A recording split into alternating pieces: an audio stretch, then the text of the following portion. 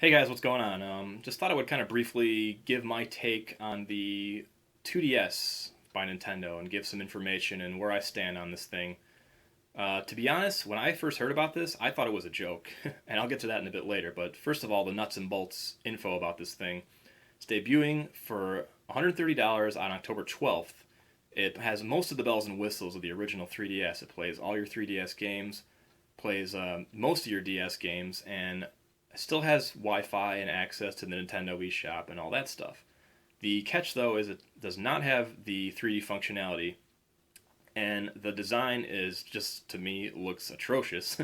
So that's the next thing I'm going to get to is when I first read about this thing and heard about it, saw the pictures, I honestly thought it was a joke because it looked that way. It looked so awkward. It's this giant sort of slanted tablet thing, slab, that looks like it came out of Fisher Price. It's colorful, it's cutesy.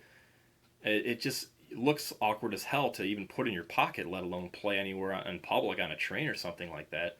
It rarely resembles a handheld device. The screens are just awkwardly placed, different sizes, although the button layout is pretty much the same, it looks like. It just doesn't look like a comfortable thing to use. So basically, what the hell's the point of this thing? Why would Nintendo release this awkward looking device when even now their sales are struggling as it is? But basically, I'm going to throw a curveball your way and say I think it's a smart move, at least from a business standpoint. And the reason I'm releasing this video is I think this device is causing a lot of unwarranted hatred across the web from people that probably aren't going to buy this thing in the first place. And quite honestly, it wasn't really designed for these people. And that's my whole point to this video. It's not for me, even as a Nintendo fan who played the original 3DS, and granted I've sold it back, but it's meant for, I would say, two distinct groups of people. And the first one I think is fairly obvious. It's meant for little kids. There's a reason it looks like a Fisher Price toy, and it's got this big clunky, slab design that kind of looks like you might find it in a bin at Toys R Us or something like that.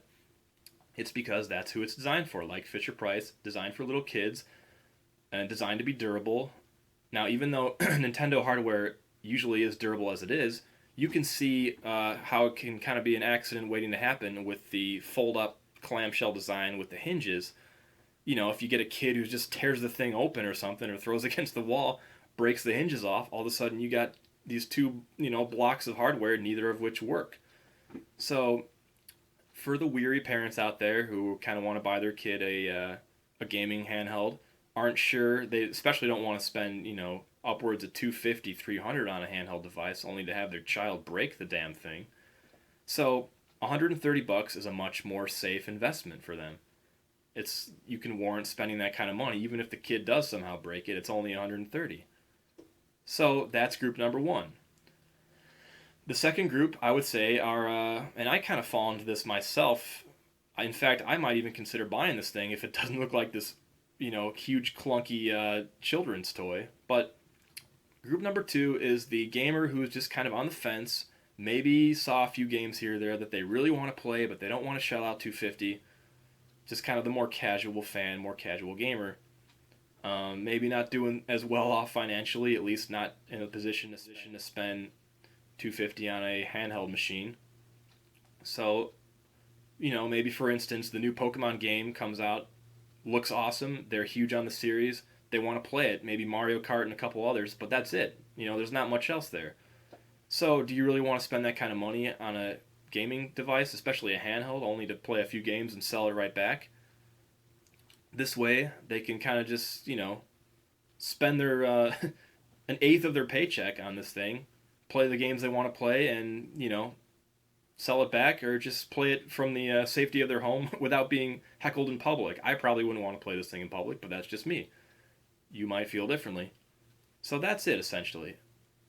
So when I look at all this hatred and just mocking, all this backlash coming from the web, to me it's just pointless because Nintendo didn't make this thing for you in the first place. Now you can argue that's why they're pissed off in the first place, but I would retort with, Nintendo is a business. Not everything they crank out is going to be designed for you, even as the most hardcore Nintendo gamer. at the end of the day, they're not like Sony and Microsoft. They thrive on games, and that's it. They make their living off game sales. And the 3DS has not been doing so well, at least in the West. So you can understand from a business context why Nintendo would do this. And is this thing designed for me? Certainly not. Is it designed for you? Probably not. But again, it's designed for those soccer moms, for the little kids, the parents who are unsure, want to buy a handheld, but they're not sure if the kid will break the thing. And it's for the people that just want a safe purchase, want to play a few 3DS games, and that's it.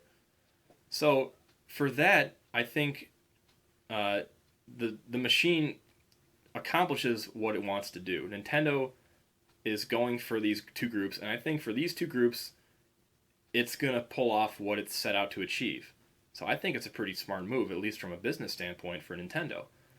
So that's basically where I stand. I mean, you might find it kind of pointless for me to talk about a device that I have no interest in, but I'm just kind of throwing it out there, that just giving you the perspective from a business standpoint, what Nintendo's logic is, what the hell are they thinking? Well, they're thinking they want more sales.